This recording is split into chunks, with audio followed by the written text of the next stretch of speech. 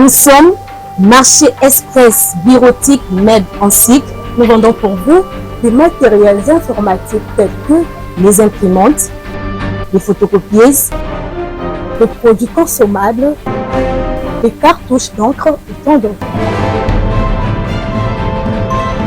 Ici chez nous, nous avons une expertise de plus de 20 ans dans les domaines d'impression et de fourniture de consommables informatiques. Sur tous vos achats en ligne, tapez www.congotonnerre.com.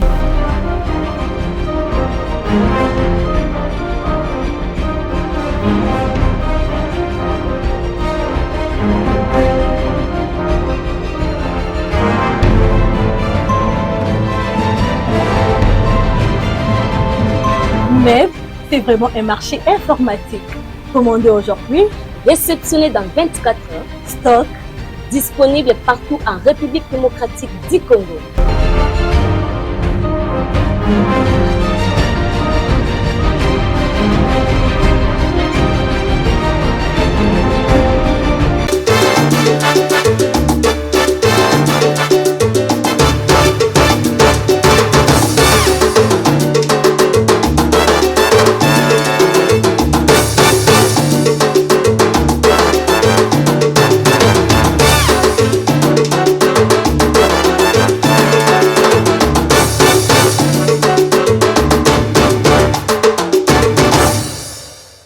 République démocratique du Congo, ville province de Kinshasa, Mbonda Ekolo, magazine d'actualité, Mbote Congo Kinshasa, Mbote Congo Brazzaville, diaspora partout, confiance de fidélité pour Pessara Bisso, Boyba qui a on les a dit que pousser Bisso toujours tout ça là-bas, aux meilleurs.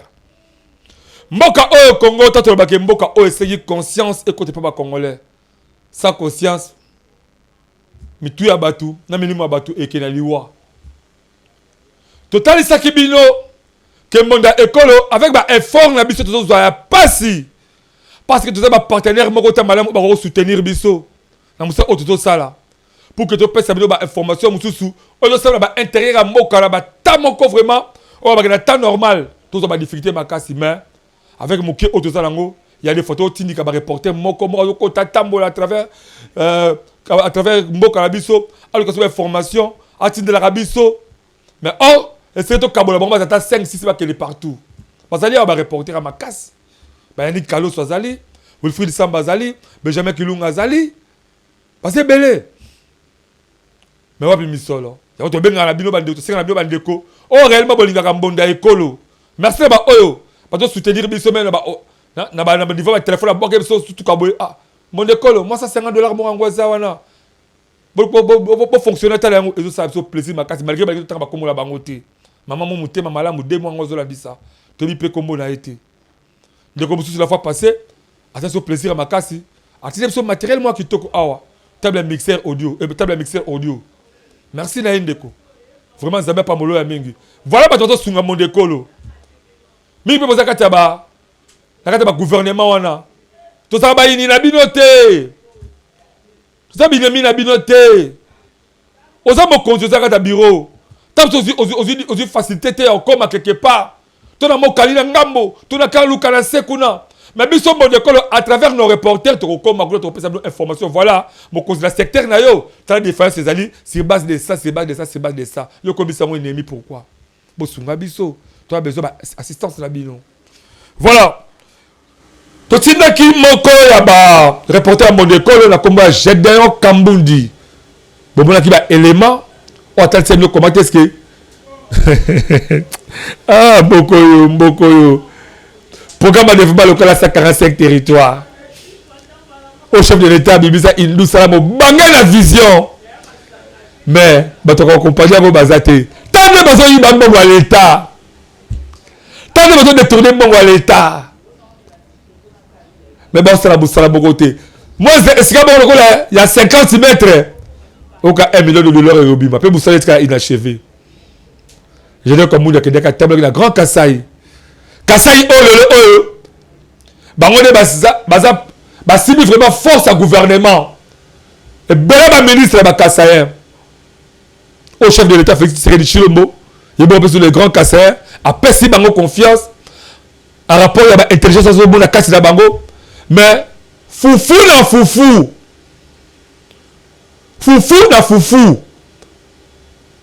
pona oyo etali bolinga kongo fufu na fufu mais pona kotonga bandako kosomba baappartement na baafrique du sud na bapoto bachampion pona oke kozwa basoin médicaux na bainde na basuisse bachampion mais pona koluka kobosame bacentre de santé na baprovince na bango 0 mais soki mpona bacampagne tande bakebango kuna mpo ekabola ba 2000 francs ba 3000 francs bayamba bango batia mongo basensibilize bato bayamba bango mais botulaka bango nini oyo bozosalaka kati ya baprovince na bino eloko bo baosala eza te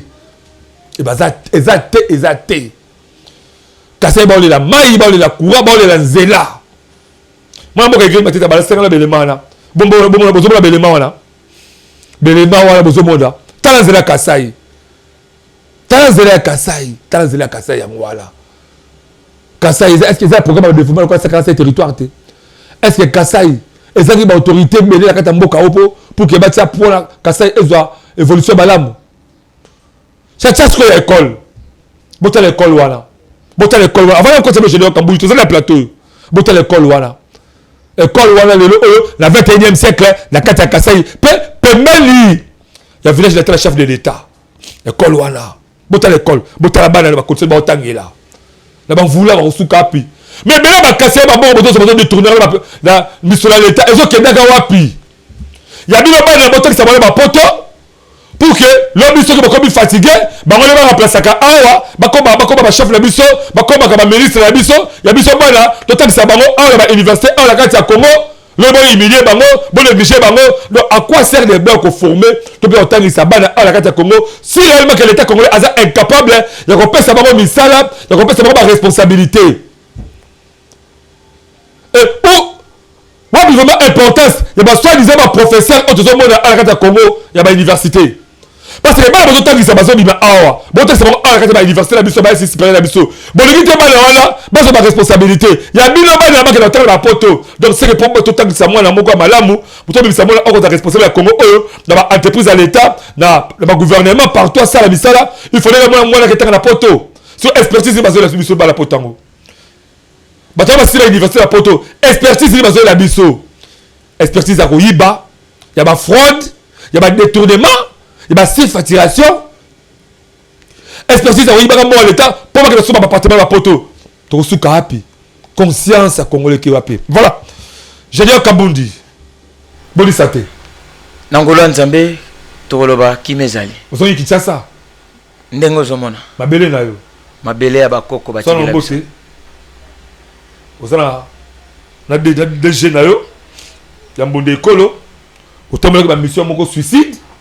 Bah monsieur a passé merci Belema Komaki aux hommes Belema na yo mon yango yo quoi très kitoko école ne banzela Belema tinda ki ngwana to l'exaki pesa biso dans nous mekala ko sala biso dans 2 minutes il y a 3 minutes comment voyage les kala ki ndenge didi ba passer ni na biso ni omone na zela voyage okende la ki ta la caméra merci beaucoup na ba kongomani ya liboso merci pe na mbonda ekolo oyo lelo etambusinga ba province msusu na ebara teke na kokoma grâce à le DG valable Alain Dewa na sima magazine d'actualité mbonda ekolo lelo na moni ba province ebele na tamboli ba bisika oyo na koka ko expliquer vraiment verbalement te po eleki ebele merci mingi vraiment na ba congolais pe na bisika nyonso ba yambaki ngai oyo ba kolandanga na remercier bino lokola na kabe ya kamwanga na village Monkamba partout vraiment na Grand Kasai Mobimba Kalamambouj Kananga Chikapa Mbujimai na province ya Lomami tina kati ya ville ya Lomami na ville de Kabinda na ville ya le grand homme Costa Motamba ngai na komaki tina ville ya Kabinda na province ya Lomami esalaki ngai sengo makasi na sima ya magazine d'actualité mbonda ekolo nde na se retrouvaki na bisika wana. Merci beaucoup. On a reconnu Yanola. L'introduction à Ngayangwan. Très bien, voilà. Autant que le va passer Belo Komaki, la Grand Kasai. Nini Zela, Makam était d'abord Zela. Boni Zela, ya Kolongwa, ou bien qui quitte Tiko Koma, la Grand Kasai. Zela wana ezali la condition actuellement Tolingi. Oyebi sabiso pour tout le monde a élément. il y a des difficultés, il y a pas de monde comme Zelana. Boni Zelana, misala ngozo kene boni. Merci beaucoup les déchets valables. Alain Dewa. Il y a liboso vraiment Kolongwa a dans centre-ville. Ti ko atteindre province à Kasai, soukana village Tobengi Kamwesha, zone Chikapa. Route ezana normal parce que ezali Makadam. Très bien. Kolongwa wa Chikapa Kamwesha Makadam puisque Kolongwa Chikapa na Kamwesha wana ba égyptien o ya société arabe contracteur ba sala rampanji wana.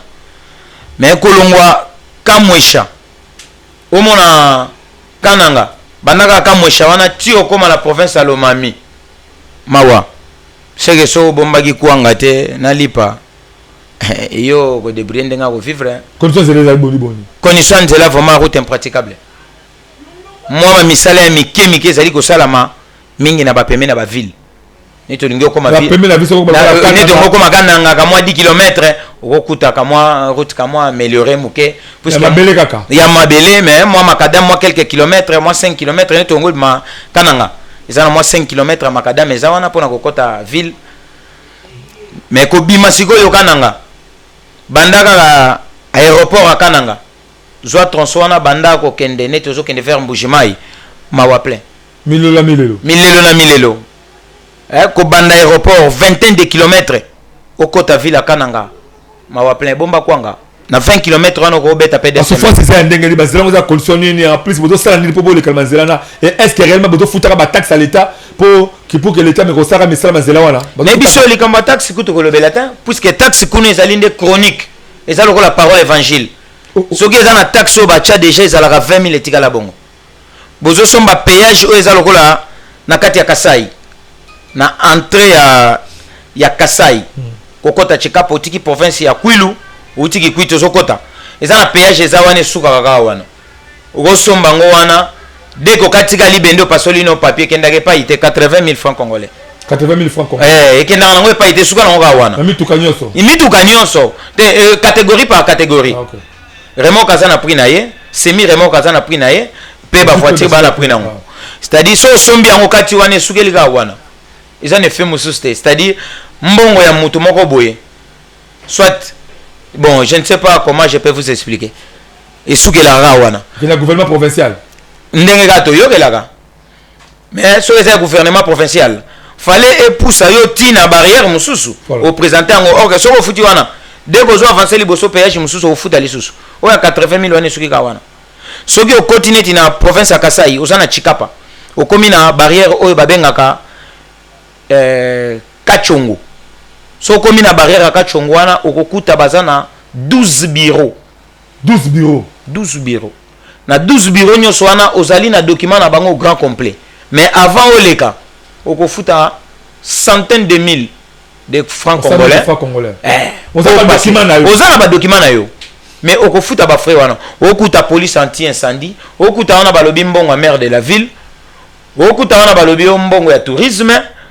Ozokuta wana ba ebisio frais de passage à ministère à transport mais on a un document à transport grand complet bah pèseur bah 30 000 francs 29 000 francs bah reçoité 30 000 francs tant que vous faites moi pas pas récit nango et le côté récit ça d'arrêter yo pesika mbongo bango ba enregistrer na kaye bon ko échapper l'état congolais bah au pesika 30 000 francs pèseur bah enregistrer na kaye na bango esili au commis na péage au sombi péage bah pèseur qui tance na bango au commis na police anti incendie au pesi bango 10 000 francs bah ça même pas na mutuka intervention ou ezake mutuka ko zika bakene ko intervenir ezate mais baza wana police anti incendie avant les cas na ba grand camion ndenge to mona opesi 10 000 francs na yo ba enregistrer yo oleki okomi kuna ba biso aner opesi 10 000 francs ba enregistrer oleki aner 10 000 francs ouais opesi 10 000 francs no ba enregistrer yo oleki okomi na ba biso DGM opesi 10 000 francs ba enregistrer oleki DGM réseau que la paye étranger okomi na bato ya transport opesi 10 000 francs ba enregistrer ozana nyonso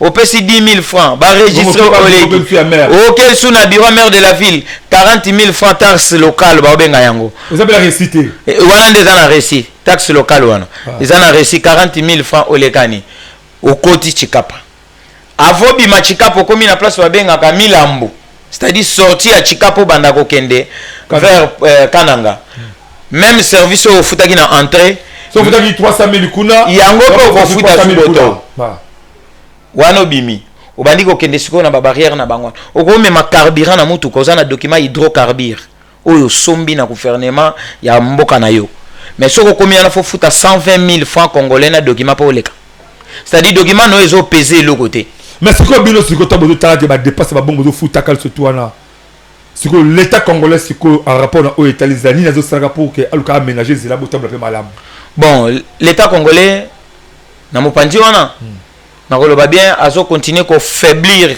population na place population azo moins amélioration ya ko vivre bazo kundande population a continuer ko zalaka pauvre mikolo na mikolo c'est la grande Kasai oui ah bon mais si comment est-ce que bozo saka bozo saka le quoi écrit dans la zela wana trans zela wana mon zela wana ba mitu kadi botanda bozo sala salo mobino mongo bozo bongisa yango soki bosilisi ko bongisa neti place ozo mona tozo bongisa wana après 1,5 km barrière ezawana bo futi ba frenyo sona uti ko sa le détail bo legi sous barrière wana bino moko boza office donc c'est que ma boulou wana parce que bozo bongisa la tout ezali na distance 1 km est-ce que barrière ezali oui oui barrière à nini wana ya ba policier ba soldat ba barrière wana ezana ba service nyo sona tangelio anti incendie PC Razawana, tourisme Zawana, aner Zawana, bureau de Zawana, ba service on a tangeli okune récoltaka ndembo. Non, sur toute aspect que ceux qui biloko de teka malelo cher niveau ba kananga c'est parce que ba commerçant ba souffrir ma carte banzela wana. Tout à fait. Puisque chauffeur tango yebi azo futa ba taxe belé na nzela moyen mais on a prix raisonnable les até.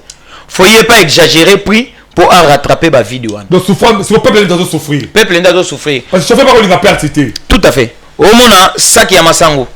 Oyo elongwe neti na province ya Kasai central ezokota na Kasai elongwe kananga ezokota Chikapa ezofuta taxe à 15 000 francs congolais 15 000 francs awa wasoko kei na province ya Kwango babengaka berbe DGR quoi na Kikwiti kuna ezobenga ma berbe brigade ya recette à province de Bandundu koto DGR quoi awa ezali 3 000 francs plus ou moins $1 mais kuna ezali 15 000 francs saki ya masangu po elongwa na province ya Kasai central et kota na province ya Kasai elongwe kananga kota Chikapa 15 000 francs de taxe.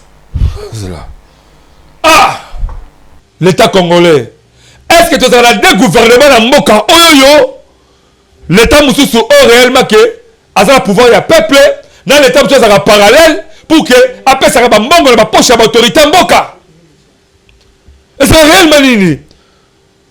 Comment est-ce que tu as la province de ça que tu as 3 000 francs, mais comme tu as 15 000 francs, et bien, tu as échappé. Qu'est-ce que l'État, maire de la ville, DGM, ANER, est-ce que c'est vraiment que l'État congolais est bagangoté? Population, on s'en bout la passe, à bimir, mouké, que son massacre, massacre, que pas pour agiter les cigatelles. Dans mon temps, madame, vous savez ça, massacre, à 10 000 francs, à 20 000 francs.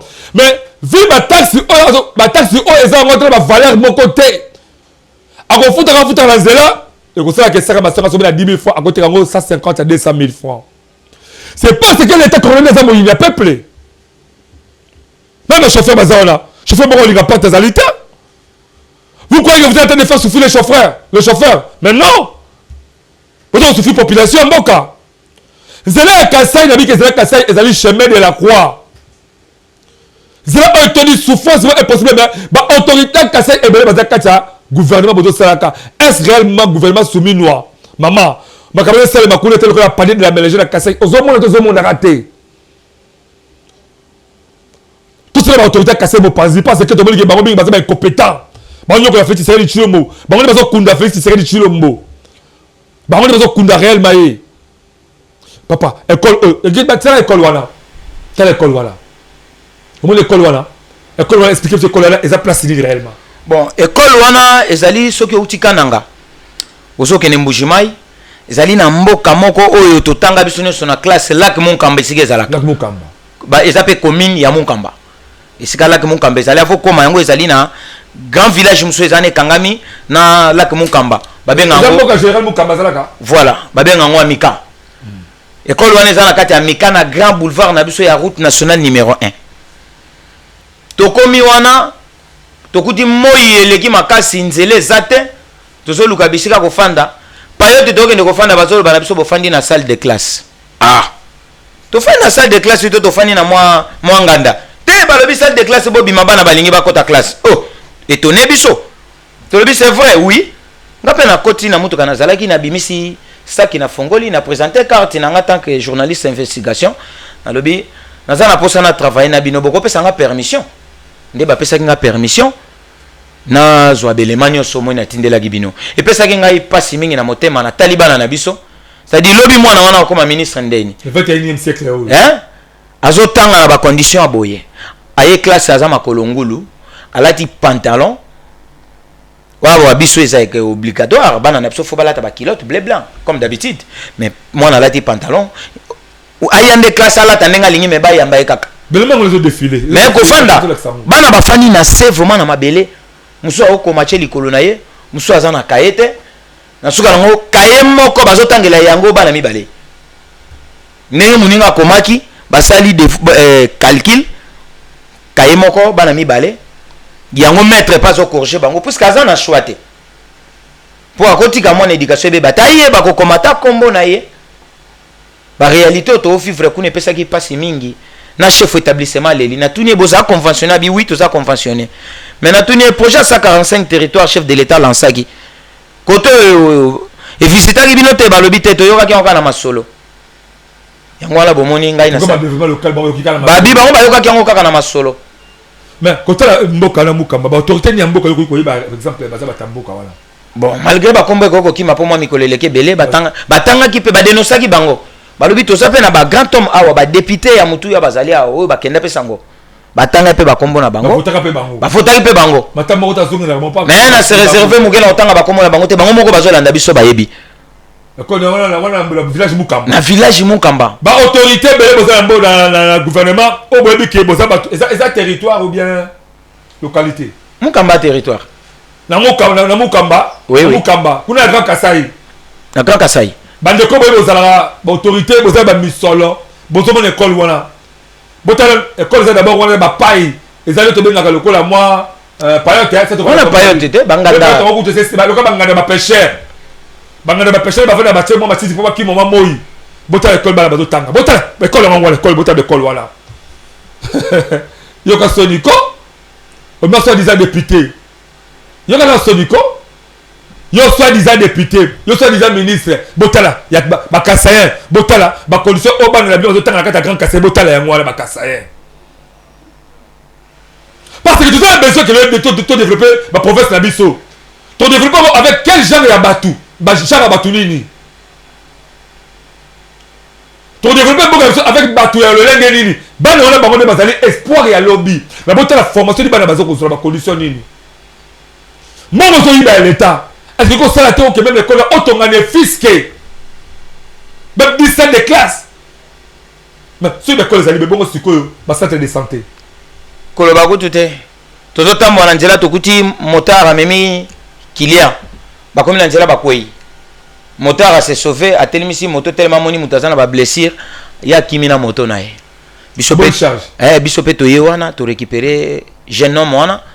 To memi to komi na centre moko ezaki aux environs wana. To lubite bo soigner moto biso to pesa mbongo na kati ya centre ki sezate. Qui sezate? Bisope le roi to zaki na mission na biso moi to perdre temps ante to sunga ki na 15 000 francs te bisi bon. Tikala ko débrouiller. Biso to sali assistance ou esengela ki to sala pona ko biso tant que ndeko. Tant que ndeko na biso congolais. Biso to tambola to pe na mission na biso quelque chose angoyo. Tikala ko misunga. Prévaner to memi en hôpital qui sezate. Mais bango ba préféré ba que médicaux ba poto c'est parce que to senga vraiment dans le chef de l'état Félix Tshisekedi Tshilombo. Chef de l'état Félix Tshisekedi Tshilombo. Chef de l'état Félix Tshisekedi Tshilombo zali papa na biso. Biso ba congolais de pesa ki yo confiance to vota ki yo poza na esika la biso ba congolais en général. Na biso ya opposition, na biso ya majorité. Na biso ya société civile to vota ki yo poza na esika wana. Papa Musazo Sala. Ezo bimali tanga ya mai c'est parce que litanga mai kati le c'est parce que ozala bato ya malonga te o ba ko soutenir pouvoir na yo. Soki Kabila Kabange Joseph, Albert Kazo a 15 bons collaborateurs, Papa Yozo a 5 bons collaborateurs. Yozo a 5 bons collaborateurs. papa fongola miso. Fongola miso. Mais quand nous coupons sa instruction, plus question, nous avons une soin médicale la prototé. Attends la prison, attends la autorité. Tu as 4 ans à Kamboana. Nous avons soutenu la soin médicale la proto. Mais là, vous pouvez faire instruction. Tu as adapté dans nous. Hein? La loi Mokobo est changer quand même le Congo. Plus question, nous avons la soin médicale la prototé. Nous avons tout fait la caca. Abandonner la yomo Moko Moko Bandi, qu'on peut se donner chance de le Congo. Vous avez besoin de tout la soin médicale pour faire la caca. Peut-être. Il y a un qui permettre, tout ça c'est un centre hospitalier qui toko, peut-être c'est un produit qui est serré de manière que tout est commis sungana. Le corps est bon que nous avons fait la poto, n'a pas banane na bango. Il y a bon yabiso babana autour de ta boîte. Non on habite que les papa viennent des à la kate, banana biso, ba osuka wapi. Dans la Grande Kasaï. Comment est-ce que même le mot Kambawana, bon on a niveau bakananga. Kuna za centre ville quand même il y a pas de problème hein. Te problème ezakaka. Problème ezakaka. Problème ni. Kananga wana so kolongwa kananga ti okoma kala mambuji na frontière Angola 15 000 francs pambo komi na Angola. Mais un espace wana grand camion ko kolongwa na tongo lobi pe na tongo ekomi. Mais na moment oyo na saison de la pluie. Camion ko kolongwa lelo après une semaine ndé bozeliang. Mais tout le monde chef de l'état qui t'a une fois passer les cas qui t'a kuna. Chef de l'état qui tikuna. Hein, net ka ki bazo sa banzeba bomisa na ministre infrastructure dans no gisao bakiti akita ko basa c'est ça musuka ndengeni bon ba misala ya kala mambuji wana o ezako ko sala ma entre Kananga na la frontière Angola ezali ba bulomo ka ya kitala tala po ba distraire population ba bula kitata ba distraire population ba distraire population ka ke musale salama mais le côté la monsieur bezana ngolala misala elalanat ba zelaka elanga ekota. Est-ce qu'il y a un poteau mondial à travailler à Kanelanga? Pour lui, c'est la Kaelanga. Saison sèche. Voilà, tout le monde au niveau régie. Tous les appels publicitaires na biso moko parce que les alliés aussi bloqués sur Rabiso. Sans ça, problème au purement spirituel. Au moins que va faire nous aussi battre. Problème nous aussi battre. Le grand chef coutumier Ibrahim Chaps autrement dit plan Azana a construit un problème tout besoin tout l'aspect publicitaire et on revient après si c'est plateau. C'est parti la régie. Mbote na bino bae bomesana kolanda ngai pe na bae oyo bazwi libaku ya kolanda ngai pona mbala ya sika. Eza ngai le coutumier suprême, le coutumier de la nation, Mala Ibrahim Shams autrement dit Baplan. Na yo kopesa bino merci bae oyo bapesaka ngai confiance. Pe na yo kolendisa bae oyo nanu bazwi libaku ya kokutana na ngai te toko ya koluka ngai te. Na yango na sengi na bino nyonso bozana ba problème o etali ya spiritualité. Boya na bokasite ya bakoko na ngai boko témoigner lolenge kaka baninga mususu bazoye bako témoigner. Alors na bokasi ya bakoko na biso o tobengi na pouvoir ancestral.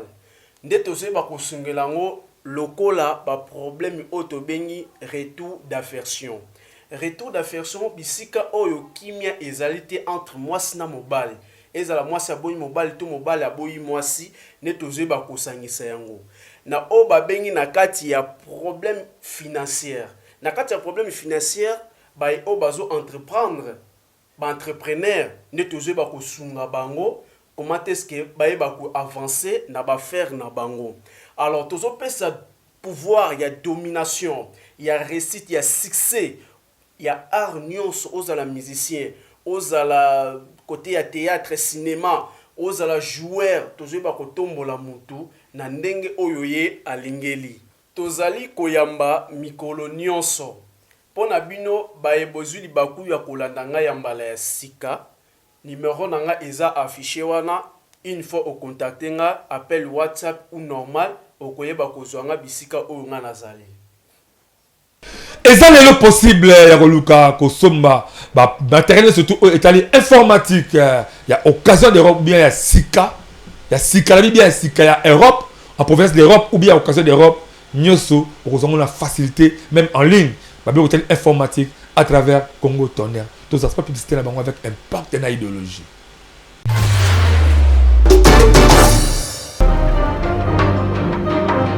Nous sommes Marché Express Bureautique Med en cycle. Nous vendons pour vous des matériels informatiques tels que les imprimantes, des photocopieuses, des produits consommables, des cartouches d'encre et tant d'autres. Ici chez nous, nous avons une expertise de plus de 20 ans dans les domaines d'impression et de fourniture de consommables informatiques. Sur tous vos achats en ligne, tapez www.congotonnerre.com.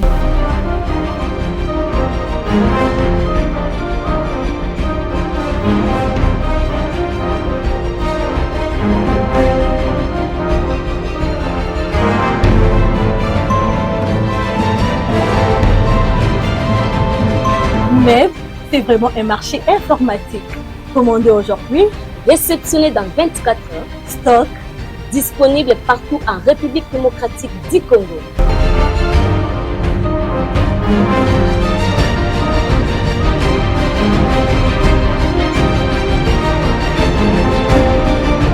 De retour sur ce plateau exceptionnel, mon décolle magazine d'actualité. Et c'est émission de Strong Mukolomo, Temakambe Kali, tourné à mon amour, Gédéo Kambounda, tu sais, la carte d'Akotali Sabino, n'a pas bon décolle, souffrir, demander que vous avez arrêté ça, Madame Boka. Donc là, tu laisses, avant de. Tu as un mouquet là, mais nous n'avons pas chez moi aussi cool. Tu as le bon de caméra, mon beau quoi là. Baluka Mouké, mon amoutou. Vous savez, bien, Yannick Kaloso. Voilà, merci, c'est normal. La ligne la caméra là.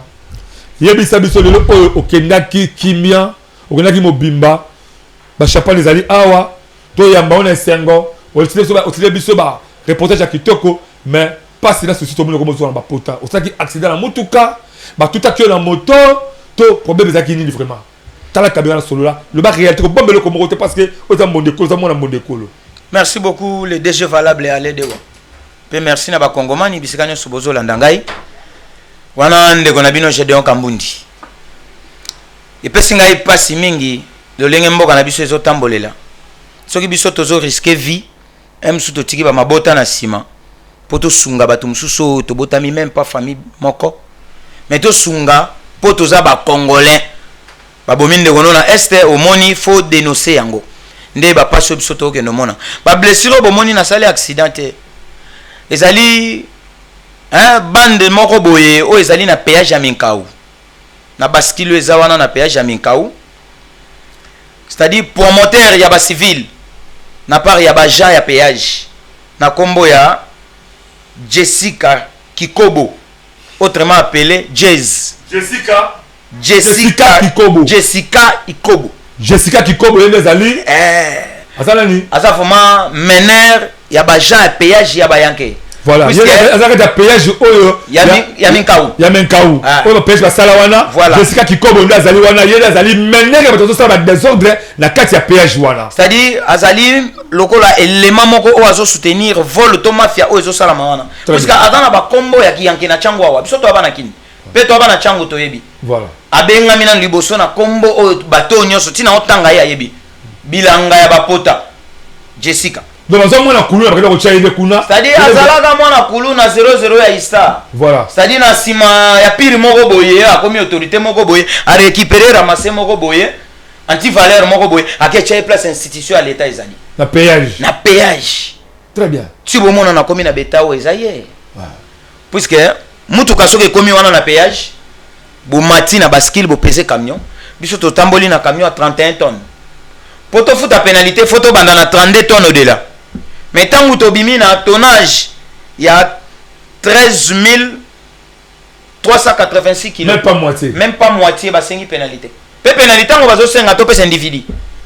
Tant que tu as un peu de batterie, mais si tu as un kitina na kitina papier, on va passer une machine. Il y a 13 tonnes 860. 13 tonnes. Tu as 14. Na kitina ngo. Na tu nini? Bala kisinga ipa Jean o azalaki na kati taxateur wana pesa $25. Ah tu le pesa mutumo $25. Na pesa Jessica wana $25. Na maboko. Pesa $25. Na tuni ya nini? O eza ya pénalité ya. Na tuni pénalité ndenge nini? Papier note yango yo ya 14 tonnes plus ou moins. Mutu keza 31 tonnes to pesa pénalité ndenge nini? Photo za le délai 31 tonnes. Bon excusez. Voilà basa ngambo ya kwango ou bien ngambo ya. Te wana déjà watu sana Kinshasa. Na Kinshasa voilà. Webi ke Jessica wana Kikobo a giflé ngai agent JR azawana sur place en tenue mais il a eu le devant civil à giflenga matuninga bi mon cher ozo giflenga bo ndenge nini na responsable o giflenga ndenge un agent de l'ordre azawana agent de sécurité azawana soki ngana lobi mabe muta bana o maîtriser ngeza yo simple civil o giflenga ndenge ni oza na genre nini a giflenga encore na miso soda wana soki tembe bo sali descente pour na otanga ba kombo commandant ya ba JR o bazana kati ya péage wana o azo diriger bango kombo na ye azali sous-lieutenant abengami na kombo ya Calvin Ngoma sous-lieutenant Calvin Ngoma yenda za azo kamba asimbi sécurité ya ba militaire o bazana na sous-lieutenant Calvin Ngoma sous-lieutenant Calvin Ngoma yende azawana za commandant ya ba JR o bazana voilà mais genre ya ba militaire muso azana bango wana ce sont des voyous bazali ba sous-lieutenant Calvin Ngoma ezandengeni mon comportement na ye ndenge na mona qui est assez responsable puisque agression o ba agresser nga ya salagité bon ba agression ndenge ni siko parce que agression ndenge après ko beto ba mbata ba agression tant jeune on a betinga ba mbata na pousser moi ba raison ngai nazo se plaindre toujours na papier na nga na maboko papier na nga yango ebotala pénalité ezate ndenge ni na opesa individu moko mbongo na maboko na guichet pété na maboko chef na bango aye kuno ngai nde chef na ah merci chef yo c'est église au milieu du village na bandi ko s'expliquer na bise papier na nga yango jeune wana ye kuna nga lobi chef azo gifler nga agent de l'ordre azawa na simbi nga ite mais ye azo gifler nga iboye na comprendre déjà wana te papier na nga yango yo wana eza l'argent jeté na ko pesa yango te puisque papier zo témoigner nga ike na za na tonnage élevé te chef wana zo pesa nga réponse à lobi keba awa péage so sankani au sambwa di bobenda civil apesi ordre pas ba militaire ba bendanga et ça là qui na date ya vendredi le 2 de ce mois le 2 mai na 15h chef wana ya équipe wana ya journée wana a pesa ordre pas ba militaire civil apesi ordre comment le terrain bon comme on est na évité voilà vendredi le 2 mai na 15h na 15h bobenda babandi ko benda nga tinga nazo lobaka na papier na ngai puisque papier soki ba makile katani na lobi papier na ngai yango yo naza na pénalité à kofuta te bon na bouger ta mutuka na nga baboyi babandi ko benda ngai na ba militaire moko azui abetinga cross à arme na kwei na perdre ba bendinga na ndako mwa munene ezalaki wana ata bosali de centre bokuta makila neti babomaki nyama babeta ngai batabasenga o kavumaki batorture nga nazo yoka liso ata pasi na nzoto te na suka nango bango moko ba kaka po oboyi ko pesa $25 oyo zo bazela nango te tout à fait na suka na yango bango moko basoki charge ko memangai na centre moko eza na bita nde ba memaki ngai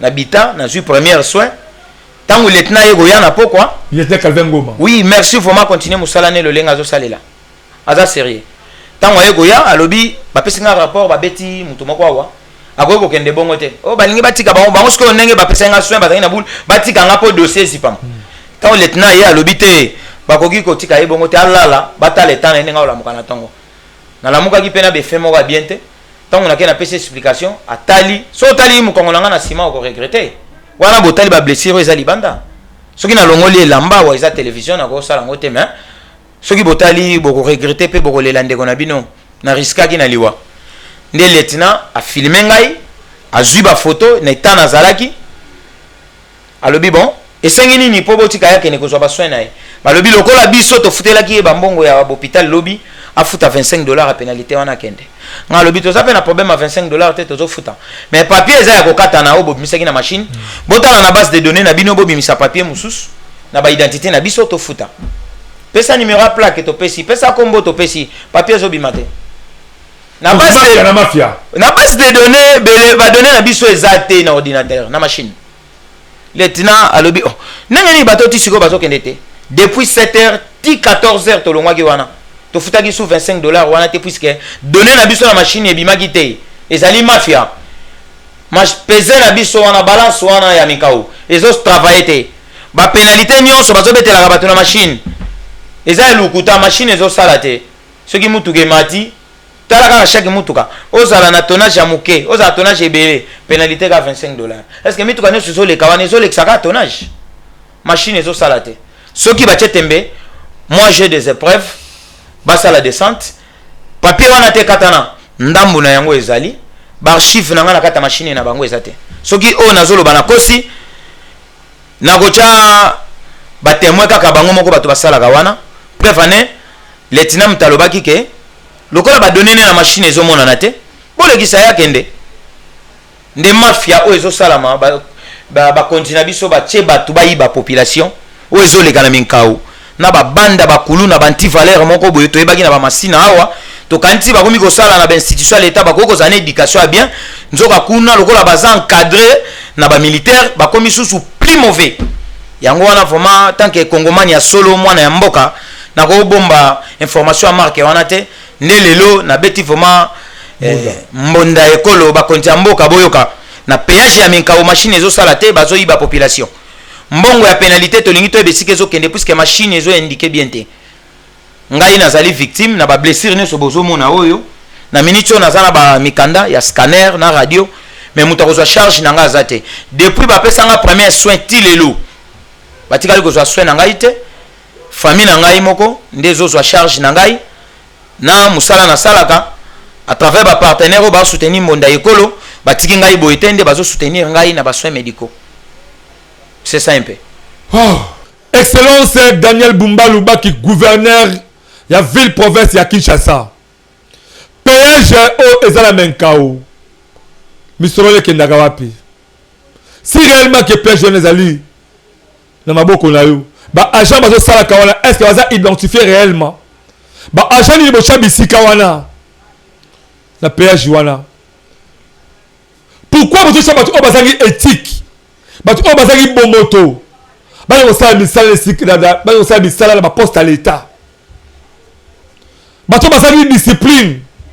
Na ba militaire même. Bato bato baza censé combattre bato na biloko la bango. Mutu akima ba mobondo, to bali ba mobondo. Ou bien zali kaka armée régulière autovanango.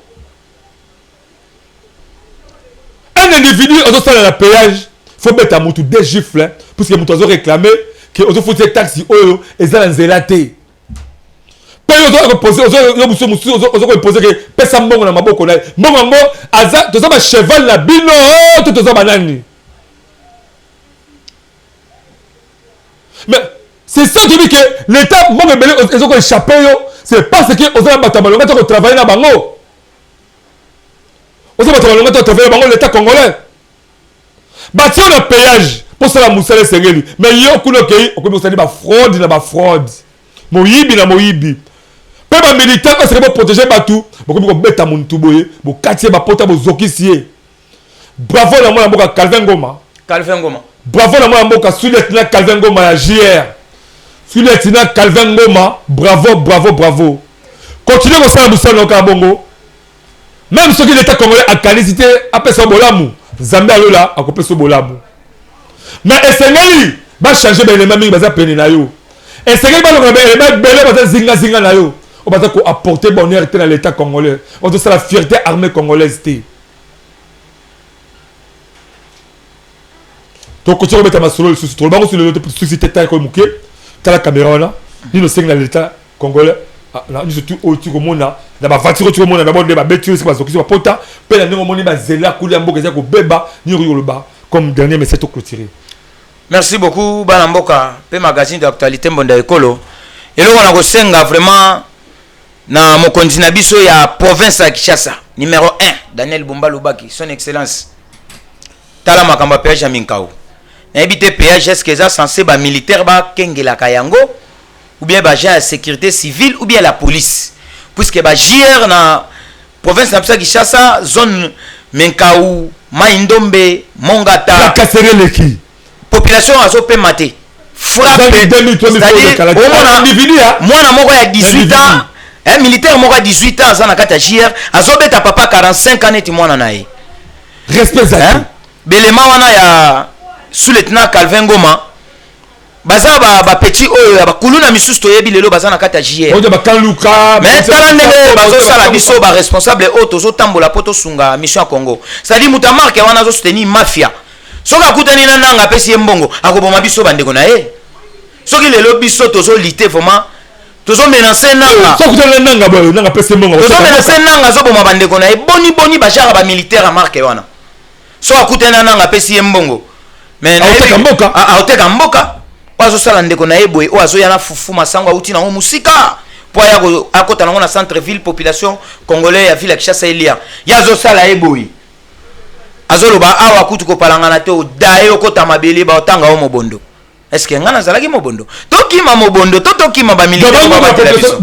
ba bomio ba kosi ko saki mobondo alobi so okosani okufa ba otanga o mobondo kende perte na yokaki pasi mingi na motema ezalaki na date ya le 2 vendredi le 2 mai 2025 le 2 mai 2025 na 14h bo consulter sous lieutenant Ngoma akolakisa bino belema wana soki na tangiye puisque ezali kambo ya kobomba te na risque vinanga pe jusqu'alors na za na ba conditions difficiles na sengi kana l'état congolais akipe makambo yo son excellence monsieur le ministre ya justice Constant Mutamba ngana ota na réseaux sociaux na ba dossier ya oyo uti koleka ya roulage na biso auto okufa na tali ba dossier na lolenge ndengo sala musala na yo pourquoi pas likamuna ngai biso betika mbonda. Merci à Igrid Matete, le grand réalisateur, un peu monteur, il y a émission Monda Ekolo, le magazine Monda Ekolo, pourquoi pas la Wilfried Samba, on a bien les papas, la nanyo, la souksika bon, a commencé quand il y a eu un seul qui n'attend combat moi, et pourquoi pas la Yannick Kaloso, le caméraman de guerre, pourquoi pas la Benjamin Kilo, on a la présentation, tu as un mec qui j'ai d'un Camboudi, moi comme un grand reporter à Monda Ekolo, on a qui tourné la grande Kassai. To pesi no ma réalité tu le kala kuda pe to laksibilo musala ma be o salema na péage awa na menkaou musala ma be o ba péage zo faire suffire population et le wana ba gérer bazali wana bazo profema bo ma population so ba bomio ba botre bloko ba kosi ko zaki bobondo bota batabungu continuez à s'abonner ma chaîne sur le monde école officiel peu botti na sur activité à notre leçon avec un partenaire idéologique to continuer sur émission encore émission semaine prochaine on se retrouve prochainement à l'édition sur CKG jusqu'à là restez branchés sur le reste à programme monde école magazine d'actualité. Bye.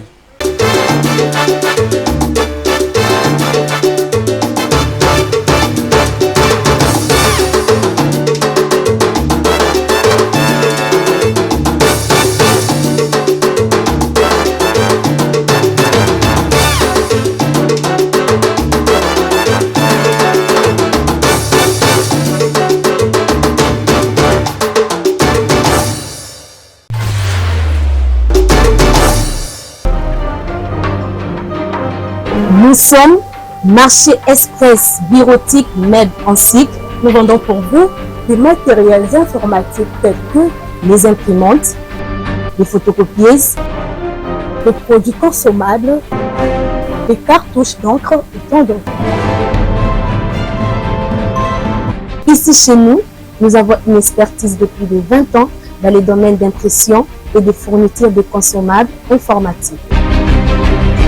Sur tous vos achats en ligne, tapez www.congotonnerre.com.